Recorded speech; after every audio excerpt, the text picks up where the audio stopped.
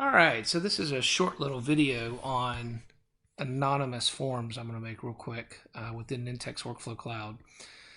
So I want to show you a couple things in here around anonymous forms, and I apologize for the screen being so small. I'm going to move the form around here, or actually the browser around so I get it within the box. So over on the far right-hand side, whenever you have a workflow within the Workflow Cloud or Designer interface, you're going to see a little ellipsis box over here on the right-hand side. So if you scroll down on the screen and find the individual workflow that you're working on, you'll see the ellipsis, the dot, dot, dot on the far right-hand side. So let me find the workflow that I have, or the form that I have built out. So let's come down here and look at the one I'm looking for. There we go.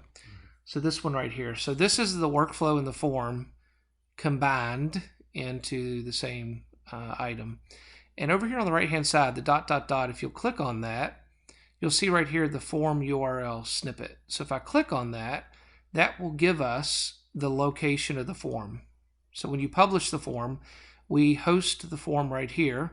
That gives you the URL for it.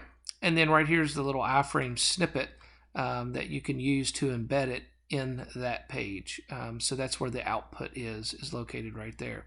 Now, if you're going to go out and work with the form and design it and that kind of stuff to build it from scratch, let me walk through that. So you'll either click on Create New Workflow or open up an existing workflow, and you'll be brought into the Workflow Designer canvas.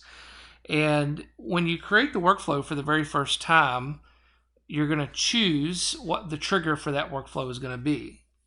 The form is one of those options. So in this particular workflow that's going to come up, you'll see that the start event is the form. So that's where you're going to determine where it's at. You'll notice when I click on that green action over here on the right-hand side, I can set this form up to be anonymous, meaning anyone with the URL can see it. Or I can set it up to be authenticated, meaning I need to have a username or password to get access to it. So I'm going to select anonymous, click on design form, and this is where I'll come to actually build the form itself. So in here you'll have all these actions or controls. Drag and drop them over, build out your form, click apply changes. Once you've applied the changes, you then hit publish, and your form will then be available. And then that way, there back on the home page, you'll be able to see your form. Ultimately, you can take that form and do whatever you would like with it. You'll see over here I have a Teams environment, and within the Teams environment I have a team out here around vendor onboarding. And let me move this around a little bit so that way when I click on the tab up here around vendor request, you'll see that the Nintex form is now embedded right there in Teams. So I'm going to move that around. So hopefully that gives you an idea on how that works. Thanks.